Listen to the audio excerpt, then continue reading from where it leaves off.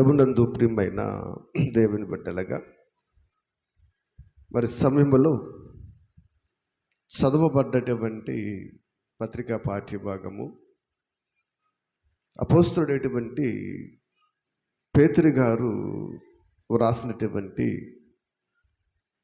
ఈ రెండవ పత్రిక 3వ అధ్యాయాన్ని అంతటిని కూడా మనము ధ్యానించినట్లయితే, పరిశీలించినట్లయితే పేతురు గారు ఈ పత్రికలో ఉన్న భావం అంతా కూడా ఏంటంటే, రాకడ అనేది ఉంది. ఆ రాకడ కొరకు మీరందరూ కూడా సిద్ధపడాలి, సిద్ధముగా ఉండాలి అనేటువంటి మాటలు ఈ రెండవ పేతురు రాసిన పత్రికలో 3వ అధ్యాయములో మొదటి నుంచి చివరి వరకు చూస్తే ఇవన్నీ మనకు కనబడతాయి. ఈ రాకడకు సిద్ధపాటుగా ఉండు సమయములో ఎటువంటి జాగ్రత్త కలిగి ఉండాలో అవి కూడా ఆయన సూచించాడు. ఎందుకంటే ప్రభునందు ప్రియమైన దేవుని బిడ్డలుగా లోకములో జరుగుతున్నటువంటి పరిస్థితులు మనకు తెలుసు. జరగబోయే పరిస్థితులు పరిశుద్ధాత్ముడికి దేవుడికి తెలుసు. అందుకే ఆయన ముందుగా సమస్తమును కూడా సమకూర్చి మనకిచ్చాడు. ఈ పేతురు గారు రాసినటువంటి ఈ పత్రికలో 3వ అధ్యాయము రాకడ గురించి జాగ్రత్త పడమని, జాగ్రత్తగా ఉండమని, ఈ రాకడ సంబంధమైన విషయాలన్నీ కూడా ఈయన చెబుతున్నాడు కదా. మరి ఎవరికి చెబుతున్నాడు, ఎవరికి రాస్తూ ఉన్నాడు అని మనం ఆలోచన చేసినట్లయితే, ఎందుకంటే లోకములో మనం చాలా సందర్భంలో ఆలోచిస్తూ ఉంటాం.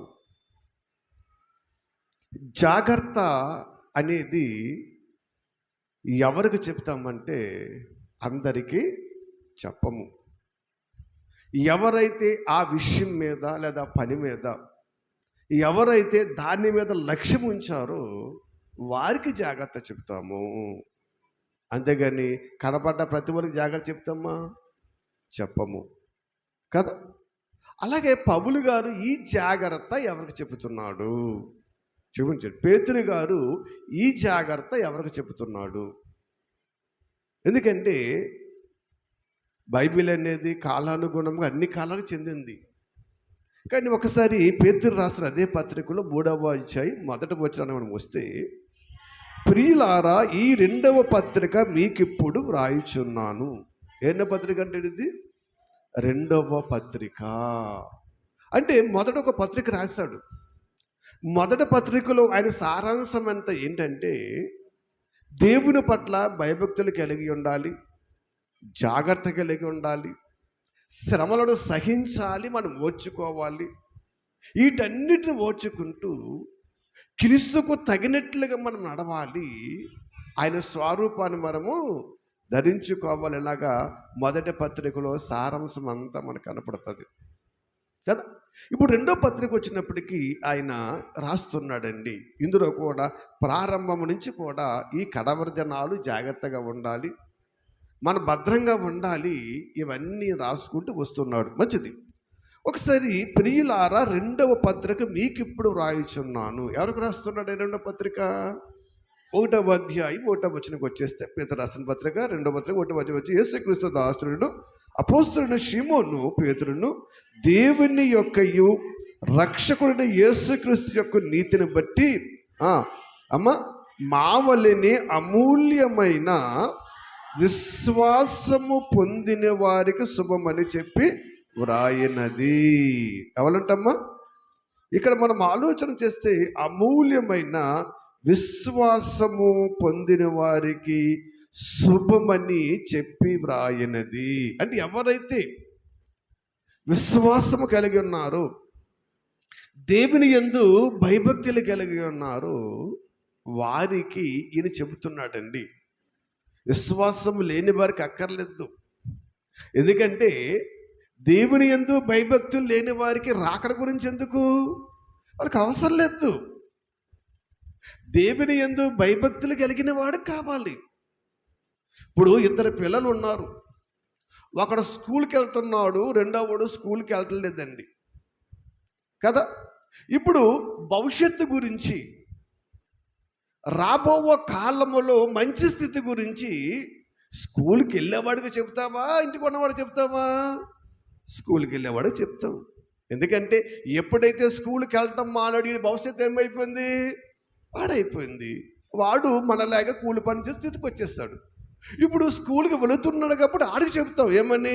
నాయనా, నువ్వు చాలా జాగ్రత్తగా చదువుకోవాలి, అక్కడ మంచి స్నేహితులు ఉండాలి, నీ భవిష్యత్తు చాలా ప్రాముఖ్యము, స్నేహాలు చేయకూడదు, ఇలాగా రకరకాలుగా జాగ్రత్తలు వాడికి చెప్తూ ఉంటాం. అలాగే దేవుడు కూడా ఇక్కడ విశ్వాసులకు చెబుతున్నాడు ఏంటి? ఆయన రాకడ గురించి. ఎందుకంటే విశ్వాసం లేని వారికి అవసరం లేదు. ఎందుకంటే వారు ఎలాగో ఆ తీర్పులోకి వెళ్ళిపోతారు. ఆ తీర్పులోకి వెళ్ళకుండా ఉండాలి అని జాగ్రత్తలు సూచిస్తూ ఉన్నాడు. చూడండి, ఇంకా మనం లోతుకి వెళ్తేనండి అది ఎవరెవరికి చెబుతున్నాడు ఆయన అని మనం ఆలోచిస్తే, మొదటి పేతురు రాసిన పత్రికలో మొదటి అధ్యాయంలో మొదటి అధ్యాయంలో మొదటి 2 వచనాలు చూడండి. యేసుక్రీస్తు పుత్రుని పేతురును తండ్రి యొక్క దేవుని భవిష్యత్తు జ్ఞానము బట్టి ఆత్మ వలన పరిశుద్ధ పొందిన వారై విధేయులగుటకు యేసుక్రీస్తు రక్తం వలన ప్రోక్షింపబడుటకు ఏర్పరచబడిన వారికి. ఇక్కడ ఇంకా కొంచెం లోతుకి ఏమిటంటే అయినా ఏమ్మా, పరిశుద్ధాత్మ వలన పరిశుద్ధత పొందిన వారై విధేయులగుటకు యేసుక్రీస్తు రక్తం వలన ప్రోక్షింపబడి ఏర్పరచబడ్డారంటండి వీళ్ళు.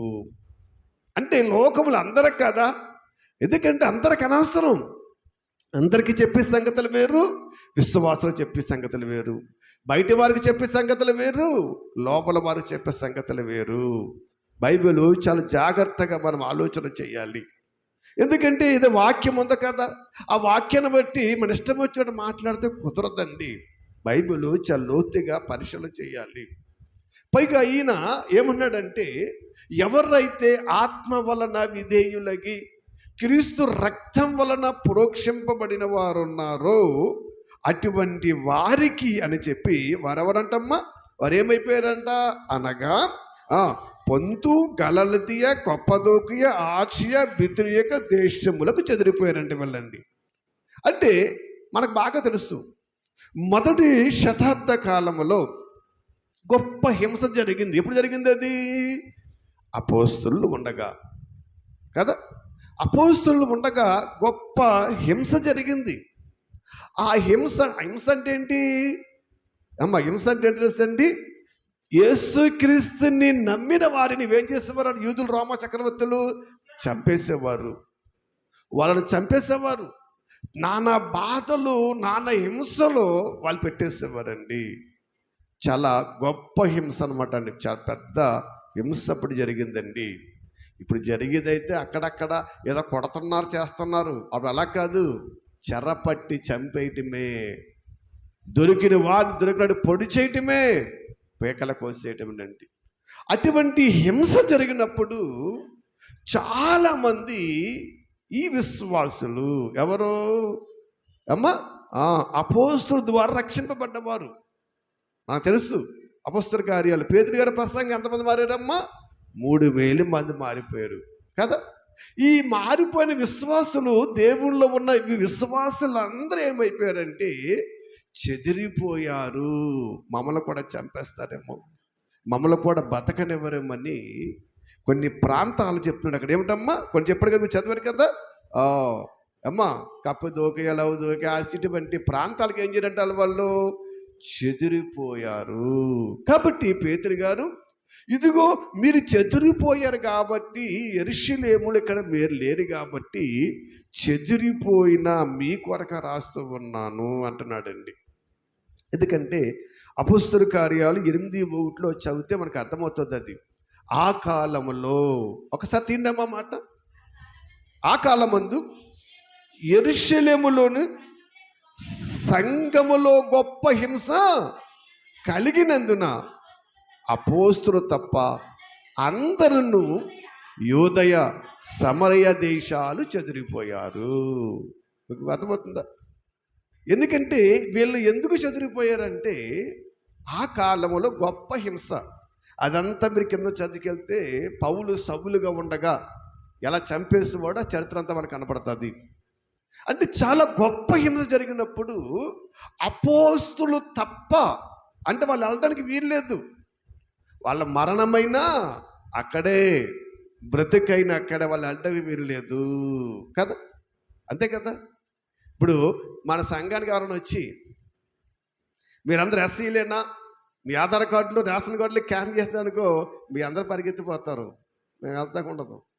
ఎవడరా ఫాస్ట్ అంటాడు ముందు అంటారంటారా, దాన్ని నువ్వు నిలబడి అంటారు, మీ అందరూ పారిపోవచ్చు అటు ఇటును. అలాగే అపోస్తులు వెళ్ళటానికి వీల్లేదు, నిబంధన అది. ఈ అపోస్తుల ద్వారా విశ్వాసం పొందిన వీరందరూ ఏమైపోయారంటే చెదిరిపోయారు.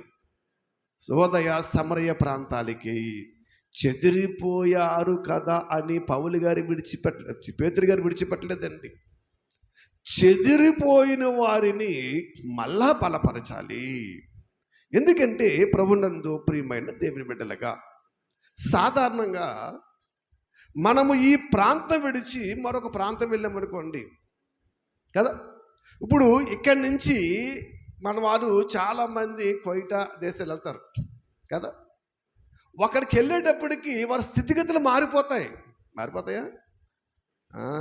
చాలాసార్లు అంటుంటాం, ఇక్కడ చూడు కొంగేమో బొడ్లో దోపుకిని ఆ చీవుడు ముక్కుతో అలాగుండేది, ఇప్పుడు ఎంత షోకో అంటాం మనము. అంటే మారిపోతాయి. ఇక్కడేమో చింపురు చుట్టూ ఎలాగుండదు అక్కడికి వెళ్ళడికి ఏమైపోద్ది, స్టైల్ అని కాదండి, అక్కడ పరిస్థితులు ఏమైపోతాయి, మారిపోతాయి. ప్రాంతాన్ని బట్టి పరిస్థితులు మారిపోతాయి, భాష మారిపోతుంది, వేషధారణ మారిపోతుంది, అలవాట్లు మారిపోతాయి, అన్నీ మారిపోతాయి. అందుకే పేతురు గారు మాట్లాడుతున్నాడు, నాయనా మీరు చెదిరిపోయారు కదా, చెదిరిపోయిన మీరు ఆ ప్రాంతాలలో ఉండి మీ స్థితిగతులు మారిపోతాయేమో, మీ విశ్వాస జీవితం పాడైపోతుందేమో నాయనా, అలాగా మారటానికి వీలు లేదని వారికి రాస్తున్నాడు ఈయన. మీకు అర్థమైందా? ఎవరికి రాస్తాడమ్మా? వారికి రాస్తున్నాడు. ఎందుకంటే విశ్వాసంలో చక్కగా బలపడ్డారు, క్రీస్తుని అంగీకరించారు, భయభక్తులుగా బతుకుతున్నారు, మంచిదే. అయితే ఈ విశ్వాసాన్ని మీరు ఎక్కడ వరకు ఉంచాలి?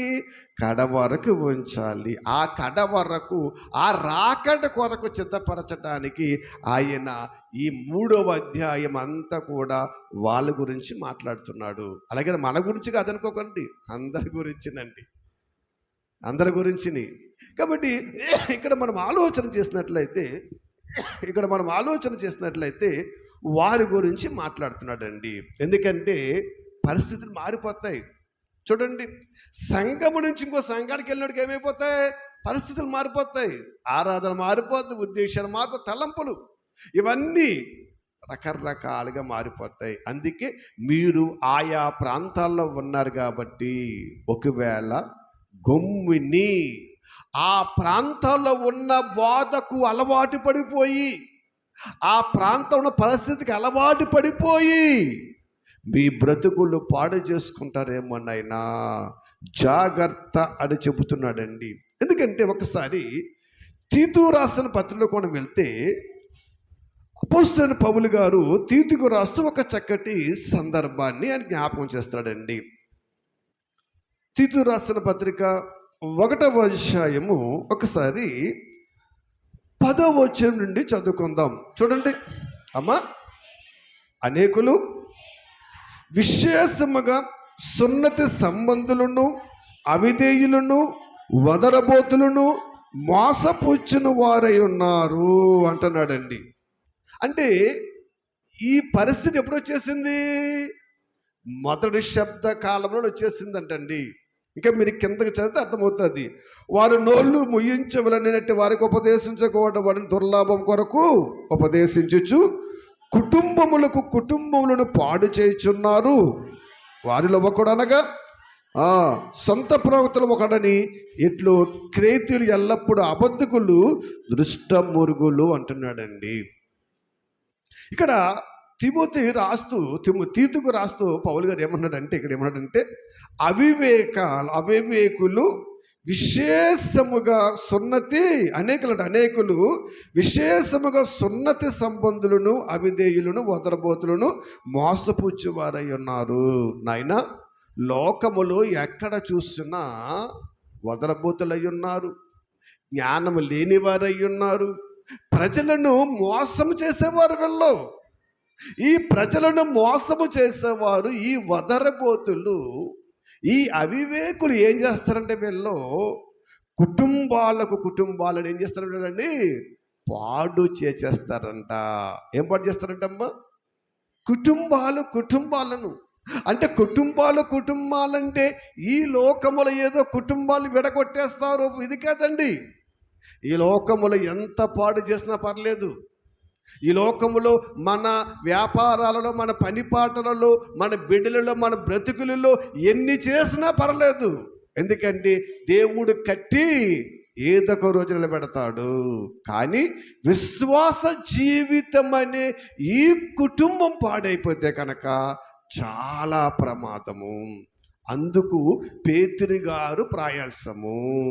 అర్థమవుతుందా? అర్థమైపోనకుండా అర్థమవునండి. అందుకు పేతురు గారు ప్రయాసము. ఎందుకంటే కుటుంబాలను పాడు చేస్తారు.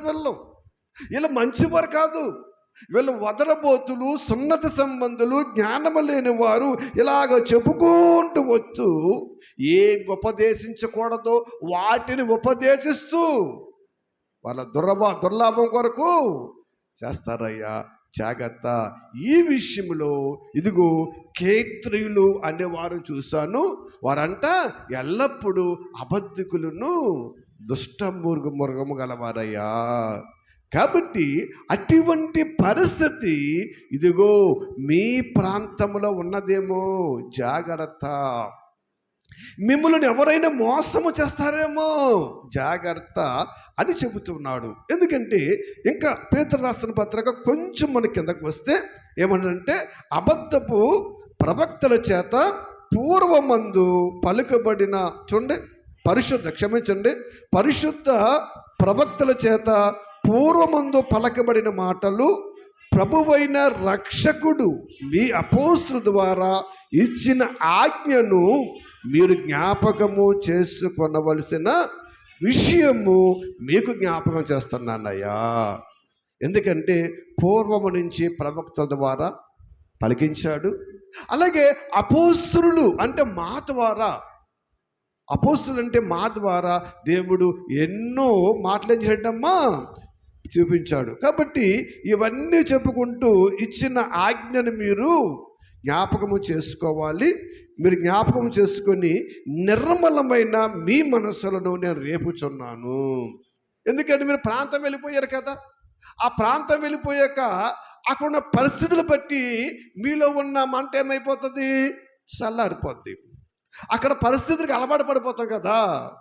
ఇక్కడ బాధ వేరు, అక్కడ బాధ వేరు, ఇక్కడ పరిస్థితి వేరు, అక్కడ పరిస్థితి వేరు. అప్పుడు మీలో ఉన్న ఆవేశము, ఆ మంట చల్లారిపోతుందేమో. ఎందుకు రేపుచున్నానంటే చాలామంది అంటండి అంత్య దినములలో ఏమొస్తారంటండి, అపహాస్యకులు వస్తారంట. వచ్చి వీళ్ళేం చెప్తారంటే మీకు బోధ, ఎంతసేపు మీ పాస్టరు పరలోకం అంటున్నాడు, దానికోసం బ్రతకమంటున్నాడు, రాకడ వచ్చేద్దంటున్నాడు. ఏది ఇన్ని సంవత్సరాలు అయింది, యేసుక్రీస్తు వచ్చాడా? రాకడ వచ్చిందా? మా తాతల కాలం చూస్తున్నాము. అప్పుడు భూమి ఎలాగుందో ఇప్పుడు ఎలాగుంది. ఇవన్నీ ఎందుకు రా బాబు, రా ఎంజాయ్ చేద్దామంటారంటండి. ఏమంటారంట? వస్తే అప్పుడు చూసుకుందాంలే. ఉన్నంతకాలం ఏం చేయాలంటమ్మా? ఎంజాయ్ చేస్తూ సంతోషంగా బ్రతికేయాలంట. అసలు దేవుడి జీవితాన్ని అందుకే ఇచ్చాడా? చెయ్యి, ఏం పర్లేదు. ఎందుకు ఇచ్చాడో చచ్చాక తెలుస్తుంది. తోలు తీసేస్తాడు, ఇంకేముండదు. అప్పుడు ప్రభు అంటే ఏముండదు. ఎందుకు ఇచ్చాడో తెలియాలంటే ఇక్కడికి రావాలి. ఈ మాటలు వింటే నీకు అర్థమవుతుంది. ప్రభునందు ప్రియమైన దేవుని బిడ్డలుగా. కాబట్టి చాలామంది ఉన్నారు, వాళ్ళు అపహాసకుల వాళ్ళు తమ స్వకీయమైన దురాశలకు చూసి అనేక మంది ఏం చేస్తారు, వాళ్ళు పాడు చేస్తారయ్యా. మీరు జాగ్రత్త. ఎందుకంటే తను పెంచిన బిడ్డలు ఈ పేతురు సమక్షములో విశ్వాసములో అభివృద్ధి చెందిన పిల్లల వీళ్ళ చెదిరిపోయిన వారిని విడిచిపెట్టకుండా కడవరకు నడిపించుటకు పేతురుగా రాస్తున్నటువంటి మాటలు. కాబట్టి మనం ఆలోచన చేసినట్లయితే ఇలాగా మనకు కనబడుతున్నానండి. కాబట్టి ఏం చేస్తారండి, ఇలాగా మరి అనేక మంది మోసం చేస్తారు నాయనా. చాలా జాగ్రత్త. రాకడ లేదు, ఏమీ లేదు. మీరు కిందకంతా మీరు చూస్తే అర్థమవుతుందండి. ఇగో పూర్వము నుండి నీళ్ళున్నాయి, నీళ్ళ మీద భూమి ఉంది, ఏమైపోయింది, ఇప్పుడు రాలేదే అని అంటారంట. కాబట్టి జాగ్రత్త అని చెప్పుకుంటూ వస్తున్నాడండి. మంచిది. ఒకసారి యెహెజ్కేలు గ్రంథంలోకి వెళ్దాం. ఒకసారి యెహెజ్కేలు గ్రంథంలోకి వెళ్తే మనము ఒక్కసారి 14వ అధ్యాయములో ఒక చక్కటి మాట ప్రవక్త అయిన యెహెజ్కేలు ద్వారా దేవుడు చరవిస్తూ ఉన్నాడు. ఒక మంచి మాట చూద్దాం. ఒకసారి యెహెజ్కేలు గ్రంథం 14వ అధ్యాయము 9వ వచనం చూడండి. మరియు ప్రవక్త యొక్కడు మోసపోయి ఒక మాట చెప్పిన యెడల యెహోవానగు నేను ఆ ప్రవక్తను పుచ్చువాడనై నేనుకు వారికి విరోధునయ్యుందును అన్నాడండి. అంటే ఈ మాటను బట్టి ఏంటంటే మనం ఏమనుకుంటామంటే, ఏముందండి, పాస్టర్ గారు మోసం చేశాడు కదా, ఆ శిక్ష ఆయనకే వేస్తాడు దేవుడు, మేము ఏం చేయమండి అని అనుకుంటారేమో అన్నాడు కదా. అనేక మంది అబద్ధికులు వస్తారు, అనేక మంది మోసం చేయవస్తారు. మీరు జాగ్రత్తగా ఉండాలి. మీరు ఏది పడితే అది వినేసి, ఏది పడితే అది నమ్మేసి మేమేం చెయ్యం ప్రభువా అంటే దేవుడు ఊరుకోడంటండి. అందుకే మాట తీశాను. ఇక్కడ ఒక ప్రవక్త ఉన్నాడంట. ఈ కాలంలో ఒక పాస్టర్ అనుకుందాం. ఒక పాస్టర్ గారు ఏం చేశారు, ప్రజలను మోసం చేశాడు, అబద్ధాలు చెప్పాడు. ఏయో రకరకాల తన స్వలాభం కోసము లేదా తన స్వార్థం కోసం ఇలాగ రకరకాల పరిస్థితులు చేశాడు అనుకుందాం. అటువంటి పరిస్థితుల్లో ఆ పాస్టర్ని దేవుడు ఏం చేయడంటమ్మా, ఏం చేశాడంట, ప్రవక్తన కాడ పాస్టర్ని పెట్టుకోండి, ఆ పాస్టర్ను మోసపుచ్చిన వాడైన నేను అతని విరోధిని. బాగుంది. ఇంకా కింద చదవండి. నా జనులు ఇశ్రాయేలులో నుండి వారిని నిర్మూలన చేసేస్తాను. పక్కకెట్టండి. ఇశ్రాయేలు నుండి విసర్జించి తొలగకయు తాము చెయ్యి అతిగండి చేత తమ్మును అపవిత్రపరచుకున్నట్టుకొనియు నా జనులకు నేను వారి కొరకు దేవుడయ్యుందును. వారు అలాగనే తమకు కలగజేసుకున్న దోషమునకు శిక్షనందురు. ప్రవక్తయు విచారించు దానిని దోషమెంతో ప్రవక్త దోషము అంతేయగును అన్నాడు. చూడండి, ఈ మాటకి అర్థమైంది. కింద 11వ మాట, 11వ వచనం ఏం చెప్తున్నాడంటే, నువ్వు వెళ్ళావు కదా, ఆ మాటలు విన్నా కదా, ఆ పాస్టర్ దగ్గర విచారించావు కదా, ఇప్పుడు దేవుడి దగ్గరికి వెళ్ళామంటామంటే, ప్రవ్వా నేను ఏం చేయను ప్రవ్వా, ఆ పాస్టర్ గారిని మోసం చేశారు, ఆ సేవకుడిని మోసం చేశాడు ప్రవ్వా, నా తప్పేముంది ప్రవ్వా అంటాడంట. అప్పుడు అంటాడంట, మరి నువ్వు ముందున్న బాధ ఏంటి, ముందు నేర్చుకున్న బాధ ఏంటి, అవేవి నీకు జ్ఞాపకం రాలేదా, అవేవి నీకు మదిలోకి రాలేదా అని చెప్పి కింద అంటున్నాడు, ప్రవక్తని విచారించిన దానిని ఇద్దరిని కూడా ఏం చేస్తాడంటమ్మా, విడిచిపెట్టాడంట. అంటే మోసము చేసేవాడిని విడిచిపెట్టాడు, మోసపోయిన వాడిని విడిచిపెట్టాడు. చాలా జాగ్రత్త. ప్రపంచం అనుకుంటుందండి, మన పాస్టర్ గారు ఏమండి అలా మోసం చేస్తున్నాడు, పాస్టర్ పోతాడు. పాస్టర్ పోతాడా? మోసం చేసేవాడు కదండి, వాడి చేతిలో మోసపోయిన వాడిని కూడా దేవుడు విడిచిపెట్టాడంట. ఆ ప్రవక్తని విచారించి వాడిని కూడా నేను విడిచిపెట్టను. చాలా జాగ్రత్త. అందుకేనండి బైబిల్ ఎన్ని జాగ్రత్తలు ఉంటాయో తెలుసండి. మీరేం వినుచున్నారో జాగ్రత్తగా చూసుకోండి. మీ చుట్టూ ఉన్న వారిని జాగ్రత్తగా చూసుకోండి. ఇలాగ ఒకటి కాదు, రెండు కాదు, బైబిల్ అంతా చదివితే ఎక్కడ చూసినా ఏ పుస్తకంలో చెప్పినా జాగ్రత్త అనేది చాలా ప్రాముఖ్యంగా దేవుడు చెబుతాడు. ఆలోచించండి. ఇప్పుడు ప్రవక్త మోసం మాటలు చెప్పాడు, మోసపోయావు, మంచిదే కదా. అదే ప్రవక్త అటుకు వచ్చి ఒక విషము బుడ్డిచ్చి తాగమని తాగేస్తావా? అదే ప్రవక్త వచ్చి నీ ఆస్తి అంతా రాసేమని రాచేస్తావా? ఆస్తి ఎందుకు రాయవు, విషయం ఎందుకు తాగవు? అక్కడ లేదా తెలివి? ఇక్కడ తెలివి వచ్చేసింది. ఆస్తి రాయమన్నప్పుడు తెలివి వచ్చేసింది, విషము తాగమన్నప్పుడు తెలివి వచ్చేసింది. కానీ దేవుని గురించి లేని మాటలు, 4 మాయ మాటలు చెప్తే మాత్రము తెలివి లేదా? ప్రపంచము అందుకే వెళ్ళిపోతుందండి. ఎందుకంటే ఎక్కడ ఆలోచించాలో అక్కడ ఆలోచించినోడు అపవాది. ఆ ఆలోచన మనకు రావాలంటే ఆత్మ మనలో ఉండాలి. ఆత్మ మనలో ఉండాలంటే వాక్యముతో మనం నింపబడాలి. ఆ వాక్యముతో మనం నింపబడాలంటే దేవుని మాటలు శ్రద్ధగా వినాలి. దేవుని మాటలు శ్రద్ధగా వినాలంటే దేవుని యొద్దకు మనం రావాలి. దేవుని యొద్దకు మనం వచ్చినప్పుడు, ఆయన మాటలు శ్రద్ధగా విన్నప్పుడు, ఆ మాటలు, ఆ వాక్యం హృదయంలో నింపబడినప్పుడు, ఈ మాటలతో ఆత్మ మనలో ఉన్నప్పుడు ఆత్మ అంటది, పలానా దిక్కిని పలానా వాక్యం ఎలాగుంది కదా, ఇతనేదో తప్పు చెబుతున్నాడు, ఇతనేదో మాయ చేస్తున్నాడు, ఒకసారి నువ్వు చూసుకోవా అని ఈ ఆత్మ ఏం చేస్తుందంట, మళ్ళను హెచ్చరిక చేస్తుందంట. పేతురు గారు అందుకే చెప్తాడు, నాయనా జాగ్రత్తరా బాబు, లోకము బాగోలేదు, లోక పరిస్థితులు బాగోలేదు, అంత్య దినముల్లో ఎంతోమంది అబద్ధపు ప్రవక్తలు వచ్చేస్తారయ్యా. వాళ్ళ రాకడ గురించి ఏం చెప్పరు వాళ్ళు. నీ చిత్తపాటు ఏమొద్దు వాళ్ళకి, నువ్వు పరలోకం తీసుకెళ్ళే స్థితి ఏమొద్దు వాళ్ళకండి. 4 మాయ మాటలు చెప్పి నీ నుండి లాభం సంపాదించుకుంటకే చూస్తారు నాయన, జాగ్రత్త అన్నాడు పేతురు గారు. ప్రభునందు ప్రియమైన దేవుని బిళ్ళలుగా మనం ఆలోచన చేసినట్లయితే, అంటే ఇక్కడ ఆ ప్రవక్తను దాని విచారం అంటే ఏంటి, సలహాలు అడుగుతాం కదా, తెలుసుకుంటాం కదా. ఆ వాళ్ళనమాట విచారించిన దగ్గరికి వెళ్ళి అది చేరిది అడుగుతాను కదా. ఇద్దరిని కూడా నేను ఊరుకొని అంటున్నాడండి. అయితే ఇక్కడ మనం ఆలోచన చేసినట్లయితే ప్రభునందు ప్రియమైన దేవుని బిడ్డలుగా, మరి ఇక్కడ అంటే మోసము చేసేవారు, మోసపోయేవారు ఇద్దరిని దేవుడు ఏం చేస్తాడమ్మా, ఏం చేస్తాడు, ఇద్దరిని కూడా ఆయన నిలబెడతాడు, ఎవరిని కూడా విడిచిపెట్టాడు. ఎందుకంటే లోకములో చాలామంది ఈవేళ ఏమనుకున్నారంటే, ఆ పాస్టర్ గారు మోసం చేశారు కదా, మా తప్పే ఉంది, మేము ఏం చేస్తామండి, మాలో ఏముంది అన్నటువంటి స్థితికి ఇవాళ చాలామంది వెళ్ళిపోతున్నారు. అటువంటి పరిస్థితులకి వెళ్ళకూడదని చెప్తున్నాడు. మంచిది.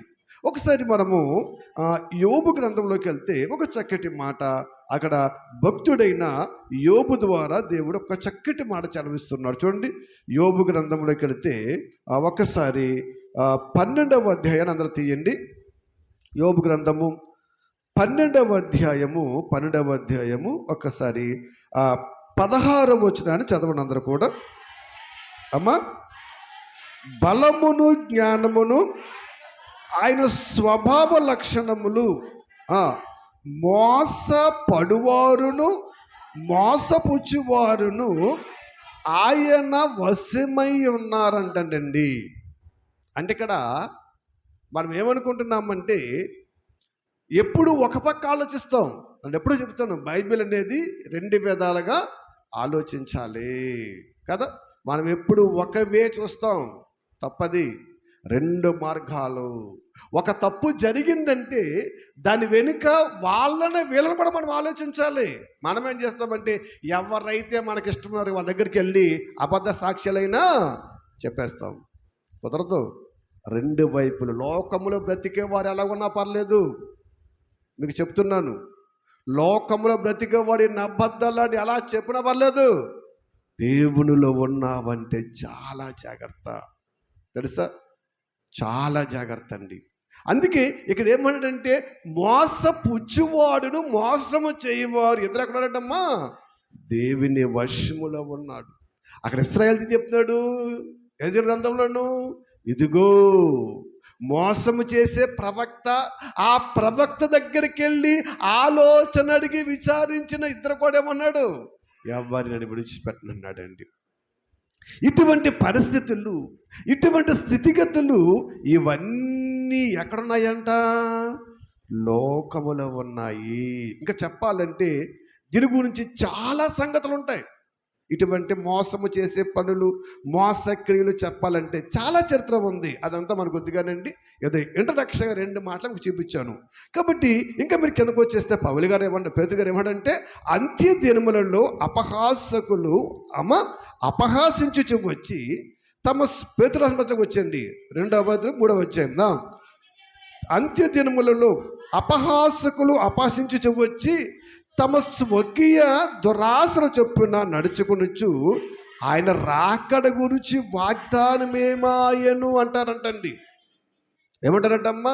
ఆయన రాకడ గురించి వాగ్దానం ఏది? నా చిన్నప్పటి నుంచి అదిగో యేసు వచ్చేస్తున్నాడు, ఇదిగో యేసు వచ్చేస్తున్నాడు, ఈ విశ్వం అంతమైపోతుంది, ఇదంతా కాలిపోతుంది, పంచభూతాలు వికటమైన వేండ్రమతో లయమైపోతుంది అని మీరు చెబుతున్నారే, ఇంకా రాలేదేంటి అని ఏం చేస్తారంటమ్మా? అపహాసకులు ఏం చేస్తారంట? హేళన చేస్తారంట, అవమానపరుస్తారు. మీ మాటలను వాళ్ళు హేళనగా మాట్లాడుకుంటారంటండి కదా. ఓకే, ఇప్పుడు ఆయన రాలేదు, వస్తున్నాడు, లేట్ అయింది, ఈలోగా మనం పోతే ఏంటి మరి? అర్థమైందా? ఆయన లేట్ అయ్యింది, వస్తాడు, ఎప్పుడైనా వస్తాడు చెప్పినట్టు. ఓకే, ఆయన రాలేదు, లేట్ అవుతుంది, ఆలస్యంగా వస్తాడు, మరి ఈలోగా మనం పోతే భూమి మీద శాశ్వతం ఏంటి? ఆయన వచ్చే వరకు ఉంటావేంటి? ఆయన రానక్కర్లేదు, నువ్వు పోయినా నీకే నష్టము, ఆయన వచ్చినా నీకే నష్టము, ఆయన రాకముందు నువ్వు పోయినా నీకే నష్టము. అందుకోసము చిత్తపడమంటున్నాడండి. అందుకే రాకడ అనేది ఎప్పుడు ప్రారంభమైంది? ఇది మొదటి శతాబ్ద కాలంలోనే ప్రభువారు ప్రకటించారు. ఆ యొక్క సీనాయి పర్వతం మీద కూర్చుని, ఆయన కొండ మీద కూర్చుని ఏం చేయడు? ఆయన రాకడకు యొక్క సమాప్తకు సూచనలని యేసుక్రీస్తు ప్రకటించాడు. ఇప్పుడు ఎన్ని సంవత్సరాలు అయింది అమ్మా? 2000 సంవత్సరాలు అయిపోయింది, ఇంకా రాలేదంటారంట. రాకడ వస్తుందిలే, అది ఎప్పుడైనా వస్తుంది, దాని గురించి కంగారు ఎందుకు? ఈలోగా నువ్వు పోతే నీ పరిస్థితి ఏంటి? ఆ పరిస్థితులు చక్కపరుచుకోవడానికే, ఆ తప్పులు దిద్దుకొని పవిత్రత కలిగి బ్రతకటానికే ఈ మాటలనినండి. రాకడ వస్తుంది, తప్పకుండా వస్తుంది, ఆగదు. కానీ ఈలోగా నువ్వు పోతే ఏంటి? అందుకే అపహాసకులు చాలామంది ఏమంటారంటమ్మా? ఏమైందయ్యా, కంగారు ఏంటి అంటారంట. ఇంకా అంటారంట. చూడండి, ఇంకా దశలోకి రాసిన మొదటి పత్రిక 5వ అధ్యాయము 3వ వచనం చూడండి. 5వ వచనం 3వ చూడండి. లోకులు అంటారంట, నెమ్మదిగా ఉన్నది, భయమేమీ లేదని చెప్పుకొనుచుండగా. లోకులు అంటారంటమ్మా, ఏమంటారంట? నెమ్మదిగా ఉంది, భయం ఏంటయ్యా, ఇంకా బోల్ టైం ఉంది. చూస్తారా, చాలామందిని మీ పిల్లల్ని కానీ మన ఇంటి వారిని కానీ ఎవరైనా దేవుని దగ్గర రండి, చర్చకి రండి, దేవుని మాట్లాడమంటే ఏమంటారు తెలుసండి? ఏమంటారు? ఇంకా బోలు వయసు ఉందండి. అప్పుడే కంగారు ఏంటి? ఏముందంటమ్మా? వయసు ఉంది. దేనికి వయసు ఉంది? ఏమ్మా, వయసు ఉందన్న భాగం ఉంది, దేనికి వయసు ఉంది? ఆ వయసు నువ్వు పోవడానికి గ్యారంటీ మాత్రము లేదు, అది ముందు గుర్తుంచుకో. చాలా వయసు ఉంది అనుకో, ఆ వయసు నీకు గ్యారంటీ లేదు, పోవడానికి వయసుతో సంబంధం లేదు. అలాగంటారంట. మరి పౌలుగా రాస్తూ, సహోదరులారా, ఆ కాలం గురించి, సమయం గురించి మీకు నేను రాయనక్కర్లేదు అయ్యా. రాత్రి కూడా దొంగ ఎలాగొస్తాడు అలాగే ఆయన వచ్చేస్తాడు. దొంగ మన ఇంటికి చెప్పొస్తాడా? రాడు కదా. అలాగే యేసుక్రీస్తు వారు కూడా ఎవరికి చెప్పు రాడు. అసలు ఆయన వచ్చే సమయం ఆయనకే తెలియదు. తండ్రి ఎల్లు నాయనంటే వచ్చేస్తాడు. ఎక్కడికి? మధ్యాకాశం. మధ్యాకాశం అంటే ఎక్కడికి వస్తాడు ఆయన? మొన్నగాడు మధ్యాకాశం అంటే ఎక్కడికి వస్తాడు తెలుసండి? మధ్యాకాశం అంటే ఎక్కడికి వస్తాడంట? పైన అనుకుంటున్నారా? మధ్యాకాశం అంటే ఏంటి? ఒకసారి చెప్పారు, నేను చెప్పాను, దాసు కూడా చెప్పారు. మధ్యాకాశం అంటే ఎక్కడ? ఈ భూమి మధ్య ఆకాశం. చాలామందికి అసలు జ్ఞానం తెలియట్లేదండి. 3 ఆకాశాలు ఉన్నాయా? మొదటిది, కిందది, మధ్యలో ఉన్నదేంటి? 3వ ఆకాశం. మధ్య ఆకాశానికి వస్తాడంట. ఆయన ఎత్తే భూమి ఉంటుందా? ఎందుకంటే ఆయన వచ్చేది ఎలాగొస్తాడో తెలుసండి? మొదట గొర్రె పిల్లగా ప్రేమ కలిగి, జాలి కలిగి, దయ కలిగి వచ్చాడు ప్రాణం పెట్టడానికి. ఇప్పుడు ఎలాగొస్తున్నాడని ఆడుగా రాస్తుంది తెలుసండి అండి? అగ్ని జ్వాలలు అంటండి, మండుచున్న అగ్ని అంటండి. ఆ అగ్ని మనం వేసుకునే గ్యాస్ కాదండి, మనం వండుకునే అగ్గిపుల్ల కాదండి. లావా కంటే ప్రమాదమైనది అగ్ని అది. సొదొమ గొమొర్ల మీద కూర్చుని చూసాం అగ్ని. ఆ అగ్ని కంటే ప్రమాదమైంది. ఎందుకంటే సొదొమ గొమొర్ల మీద కూర్చుని అగ్ని కేవలం అక్కడ మొక్కలను కట్టడలు మాత్రమే కాల్చింది. ఈయన అగ్నిలు కూడా తెలుసండి, ఈ మట్టి, ఈ భూమి లయమైపోద్దంట, కాలిపోద్దంట, ఎవ్వడ ఉండడానికి వెళ్ళదు. పేతురు గారు, నాయనా జాగ్రత్తరా బాబు, మీకు అర్థం అవట్లేదు, ఇంకా ఉంది, ఇంకా ఏదో ఉందనుకున్నారు మీరు. ఏమీ లేదు, జాగ్రత్త. ఎందుకంటే చాలామంది వచ్చేస్తారు ఈ భూమి మీదకి. ఎవడాడమ్మా? మా అన్నగానే అన్నాడులే, రేపు పొద్దున్న, ఈ బుధవారం కాక పై బుధవారం చెప్పాలి ఆయనకి. ఆయన అంట యేసుక్రీస్తు వస్తాడంట, వచ్చిన తర్వాత ఏంటంటే పరిశుద్ధం తీసుకుపోతాడంట, దుష్టులు ఉండిపోతారంట, ఈ దృష్టికి మళ్ళీ బోధ కలుగుతుందంట, మళ్ళీ అందరం తీసుకుపోతాడు. ఇంకెందుకు పొందా? వెళ్ళిపోతాం పదం అందరం ఇంటికాడ చక్కగా వాళ్ళకి తిని త్రాగి తిరుగుతాం. ఆయన వచ్చి మళ్ళా బోధ చేసి పాపం తీసుకుపోతే ఆయన కొరకు ముందు రక్తం కార్చిన వారు ఏమంటారు? ఊరుకుంటారేంటి? ప్రభువా అక్కడ నిలబడు, నువ్వు అన్యాయస్తుడు అంటారు. అనరా? ఖచ్చితంగా అంటారు. మేమేమో ప్రాణాలు త్యాగం చేస్తాం, ఆస్తులు త్యాగం చేస్తాం, మా బ్రతుకులు త్యాగం చేస్తాం, మా జీవితాన్ని త్యాగం చేసేమో నీ కొరకు బ్రతికితే ఇదిగో ఈ దుష్టులకు మళ్ళా బాధ్యత తీసుకొచ్చేస్తావా? ఇంకెక్కడ నరకం, అందరం వెళ్ళిపోతారు. ఇలాగున్నాయి బోధలు లోకంలోనండి. ఇటువంటి బోధలు ఉంటాయని ఆయన చాలా జాగ్రత్త అంటున్నాడండి. చాలా జాగ్రత్తగా మీరు బ్రతకండి.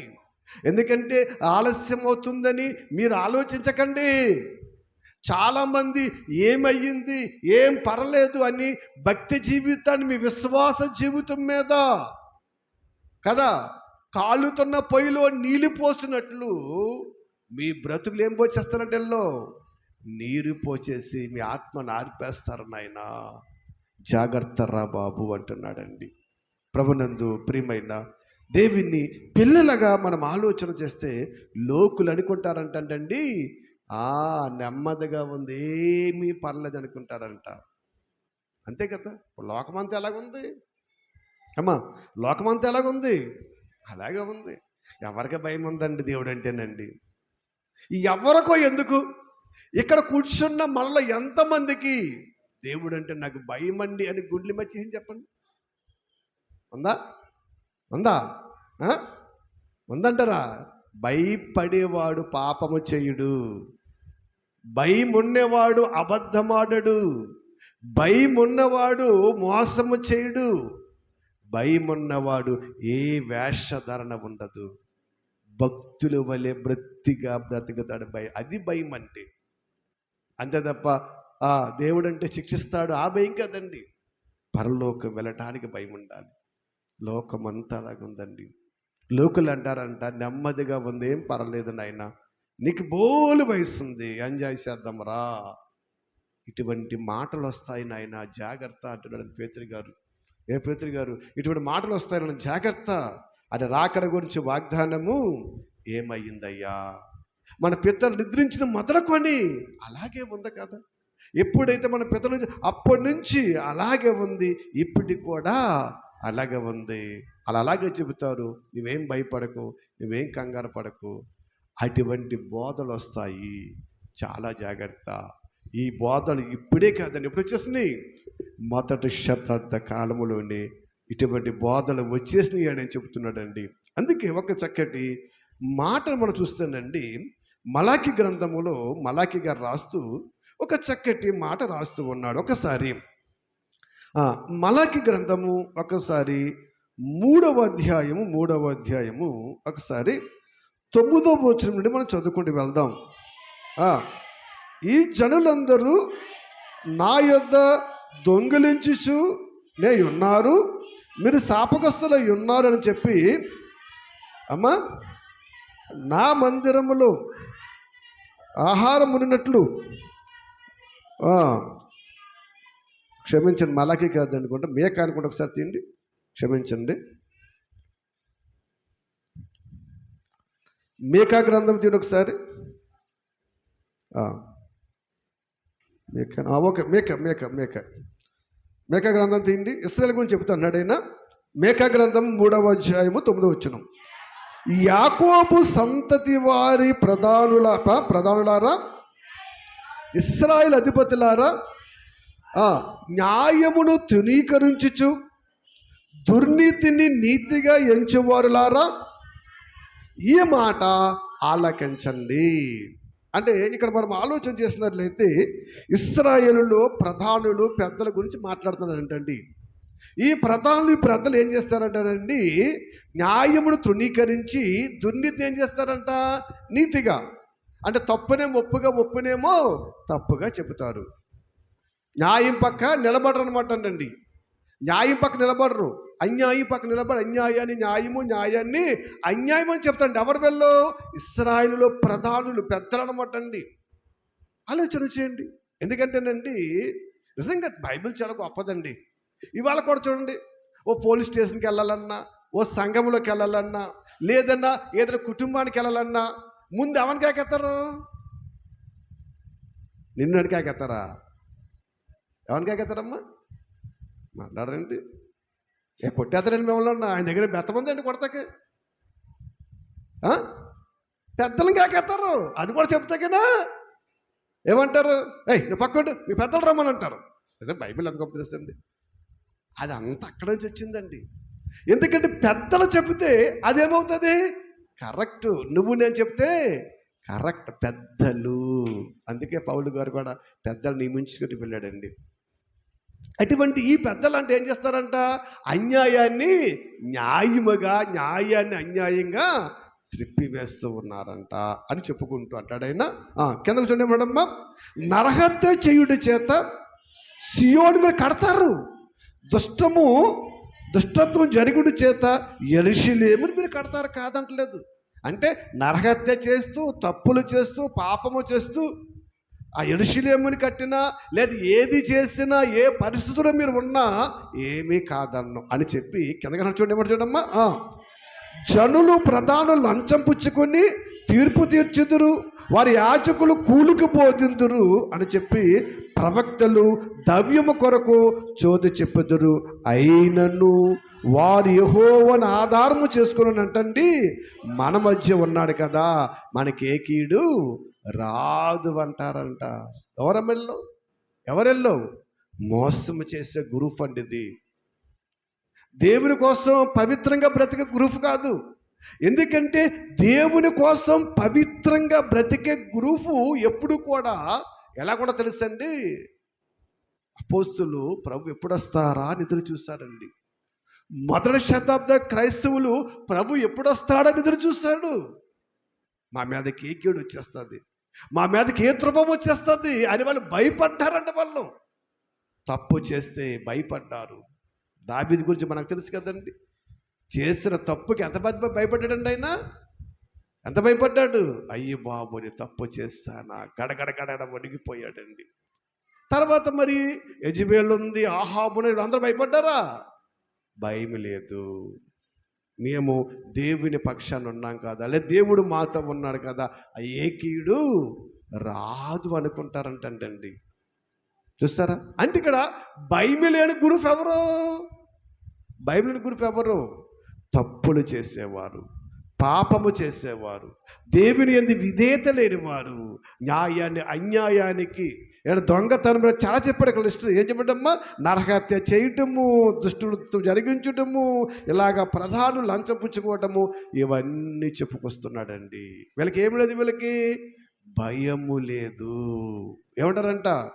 మనం ఎన్ని చేసినా పర్లేదు, దేవుడు మనతోనే ఉన్నాడు, ఏమీ పర్లేదు అంటాడంట. ఇవన్నీ మీకు ఎందుకు చెప్తున్నానంటే, కడవర దినాలలో ఇటువంటి మనుషులు కూడా ఉంటారు నాయనా, జాగ్రత్త అన్నాడు పేతురు గారు. వాళ్ళు తప్పులు చేస్తూ ఏ కీడు మాకు రాదనుకుంటారు. రాదా? అన్నీ చక్కగా మూట కట్టించుతాడు దేవుడండి. ఆ మూటను ఇప్పేటప్పటికి మన ముఖం ఏమైపోతుంది? తెల్లబారిపోతుంది. ప్రతిది మూట కడతాడండి. మూట ఏదో ఒక రోజు నిప్పుతాడు, ఇప్పిన రోజు మనం బలైపోతాం. ఎప్పక మాడండి.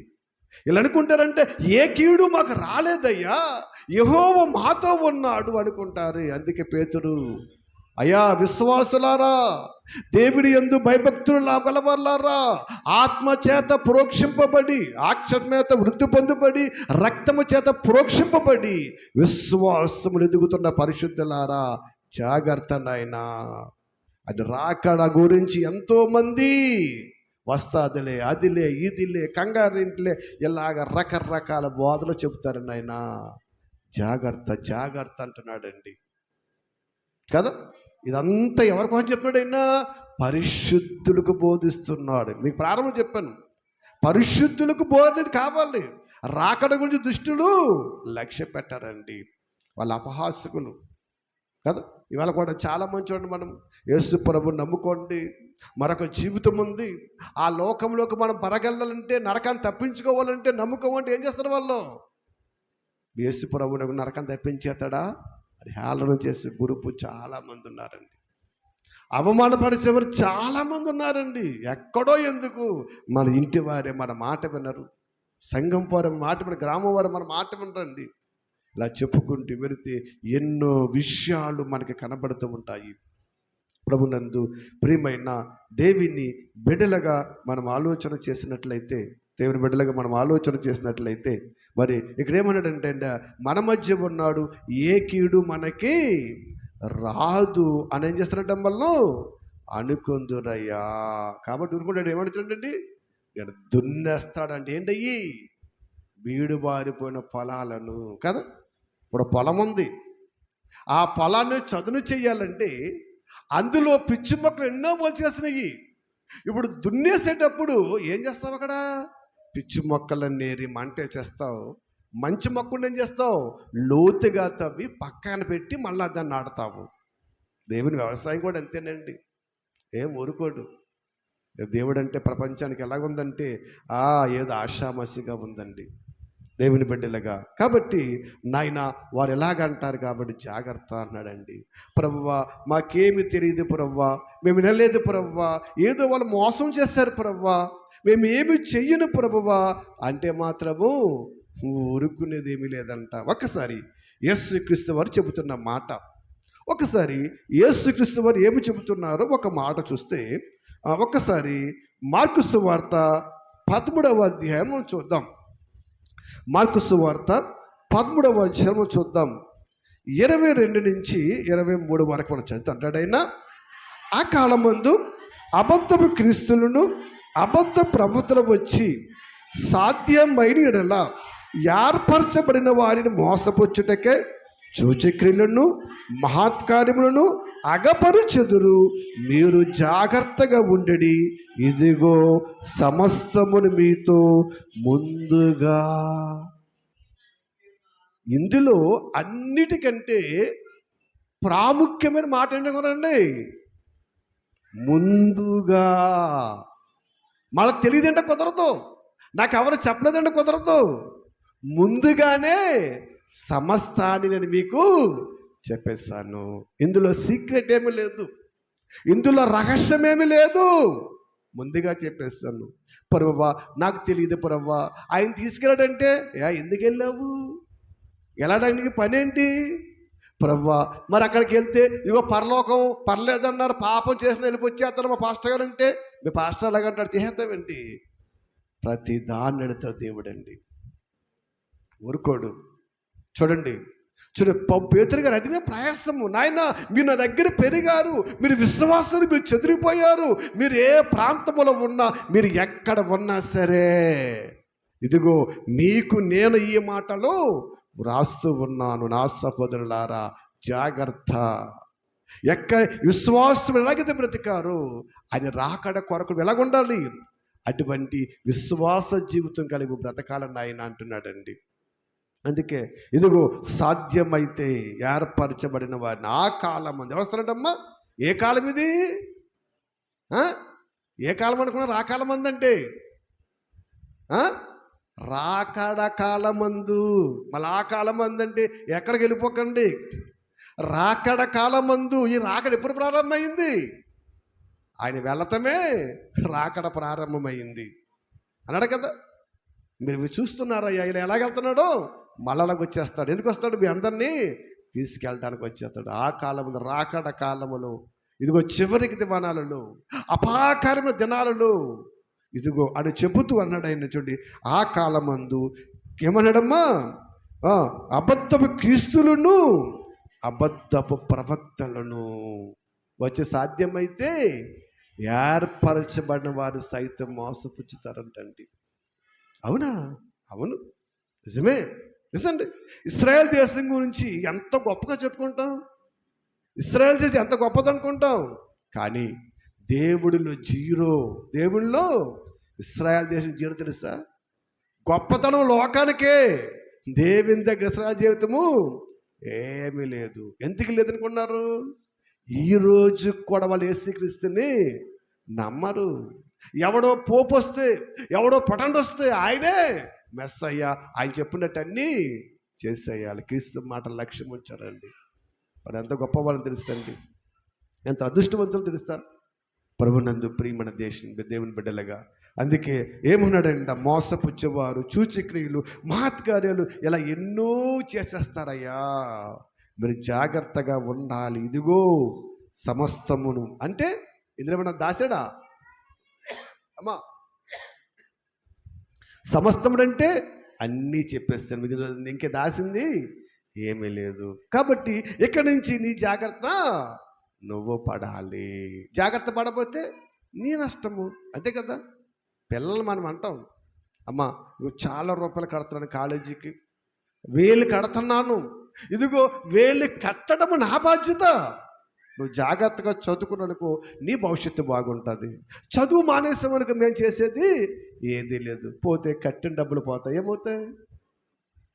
పోతే కట్టిన డబ్బులు పోతాయి, ఏమవుతాయి? నీ భవిష్యత్తు ఏమైపోతుంది? పాడైపోతుంది. మాలాగే నువ్వేం చేయాలి? మళ్ళా కష్టపడి మట్టి పిసుకొని మాలాగే ఇదిగో ఎలా బ్రతకాలి, మంచి జీవితం నీకు ఉండదన్న ఆయన. లోకములో ఉన్నతమైన స్థితి నీకు ఉండదు అని మనం చెబుతూ ఉంటాము. వింటే బాగుపడకపోతే పాడైపోతారు. అలాగే దేవుడు కూడా చెప్తున్నా, సమస్తమును మీకు ఇచ్చేస్తాను ఆయన, మీ ఇష్టము. మళ్ళా నేను ఏది చెప్పలేదని కుదరదు. జాగ్రత్తగా ఏం చేయాలి? మీరు ఉండండి, చాలా జాగ్రత్తగా మీరు ఉండాలి. జాగ్రత్తగా ఉండకపోతే చాలా ప్రమాదము. ప్రభునందు ప్రియమైన దేవుని బిడ్డలుగా చాలా జాగ్రత్తగా దేవుని వాక్యం అని వినాలి. అందుకే పేతురు గారు అన్నారు, నాయనా కడవరి దినాల మీరు చాలా జాగ్రత్తగా ఉండాలి. మీ అనేక అపహాసకులు అనేక మంది లోకములో వచ్చేసారు. రాకడ గురించి ఏమైంది అంటారు, ఇదంతా అబద్ధం అంటారు, అదంటారు, ఇదంటారు, ఏమీ లేదంటారు. ఏమీ ఆ మాటలు మీరు లక్ష్యం ఉంచకండి. ఒకరోజు మిక్కటమైన వేండ్రం వస్తుంది, పంచిపోతున్న ఇవన్నీ కూడా లయమైపోతాయి, ఇవేది ఉండదు. ఆయన రాకడ ఆలస్యం అయింది, ఏంటి ఇంకా రాలేదంటారు. జాగ్రత్త, ఎందుకంటే మిమ్ములను మోసపుచ్చటానికి వాళ్ళు ఉంటారండి. ఒక్క మాట మంచి మాట చివరగా ఎహెజ్కేలు గ్రంథంలో చూడండి ఒకసారి. ఎహెజ్కేలు గ్రంథములో ఒక మాట చూసి ముగించుకుందాం. ఎహెజ్కేలు గ్రంథములో ఒక మంచి మాట చెప్తే ప్రవక్త అయిన మరి ఎహెజ్కేలు ద్వారా దేవుడు రాస్తూ ఏమన్నాడంటే, ఒకసారి యేసు గ్రంథము 3వ అధ్యాయము ఒకసారి 24 వచనం చూడండి ఒకసారి. నేను నేలను సాగిలపడగా ఆత్మ నాలో ప్రవేశించి నన్ను చక్కగా నిలవబెట్టిన తర్వాత యెహోవా నాతో మాట్లాడి ఇలాగూ సెలవిచ్చాడంట. మీరు చాలా జాగ్రత్తగా మాటలు వినండి, చూడండి. ఎందుకంటే ఇక్కడ ఏమన్నా చూడండి, ఈయన ఏం చేయడమ్మా, నేలను సాగిలి పడగా పడగా ఆత్మ నాలో ప్రవేశించి నన్ను చక్కగా నిలబెట్టు తర్వాత యెహోవా నాతో ఎలాగ మాట్లాడు, ఏమన్నాడు? నరపుత్రుడా, వారు నీ మీద పాశములు వేసి వాటితో నిన్ను బంధింపబోవుదురు కనుక వారు ఎద్దకు వెళ్ళక నీవు ఇంటికి వెళ్ళిపోమని ప్రవక్త చెబుతున్నాడు కదా. అంటే ఇక్కడ ఏం చెప్తున్నాడంటే, నాయనా వాళ్ళు నిన్ను పట్టుకోవడం చూస్తున్నారు. వాళ్ళు ఎలాగేస్తారంట? పాశములు అంటే ఏదో జ్యోతిష్యములు వేస్తే గవలనుకుంటున్నారా? ఎన్నో ప్రణాళికలు చేతపడతారు, ఎన్నో ఆలోచనలు వేస్తారు, ఎన్నో ఉరులొగ్గుతారు. మామూలుగా కదంటే వాళ్ళు పాశములు వేసి నేను ఎలా పట్టుకోవాలా అని చూస్తారు. ఆ పట్టులో దొరికేవా అయిపోతుంది నీ బ్రతుకు. పట్టులో దొరికేవా నీ బ్రతుకు అయిపోయినట్లయితే విశ్వాస జీవితం పాడైపోయినట్లే. కాబట్టి జాగ్రత్త నాయనా అంటున్నాడండి. అలాగే ఆత్మ మనలో కూడా నిలబెట్టి అనేక సందర్భాల్లో మనతో మాట్లాడినప్పుడు ఆత్మ చెప్పు సంగతులు మనం వినకపోయామనుకో నష్టం ఎవరికి? మనకే. నాయన వెళ్ళకు, నీ ఇంటికి నీ వెళ్ళిపోయినప్పుడు ఆ ఇంటికి ఆయన వెళ్ళిపోయాడు. అలాగే మనము కూడా ఏం చేయాలి తెలుసండి, దేవుడు చెప్పినప్పుడు వినాలి.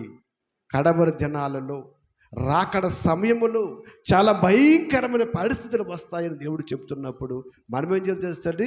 వినాలి. అంతేగాని నాకు తెలియదు ప్రవ్వా, వాళ్ళు రమ్మన్నారు ప్రవ్వా, వెళ్ళాను ప్రవ్వా, వాళ్ళు చేయమన్నారు ప్రవ్వా, నేను చేశాను ప్రవ్వా అంటే కుదరదు. ఎందుకని? వాళ్ళు తెలివిగా నీకేం చేశారు? వాళ్ళు పాసిమేసి పట్టుకుని నేనేం చేశారు? వాళ్ళు మోసం చేసి పాపములో దింపారు. ఎవరు నష్టపోయారు? ఇప్పుడు ఎవరు నష్టపోయారు? నువ్వే నష్టపోతావు. దేవుడు నష్టపోయాడండి. దేవుడికి నష్టమేమీ లేదు. లోకం అనుకుంటుంది మేమందరం వెళ్ళకపోతే పరలోకము ఏమైపోద్ది అనుకుంటున్నారండి. ఏమవుతావు? పరలోకం అక్కడే ఉంటుంది.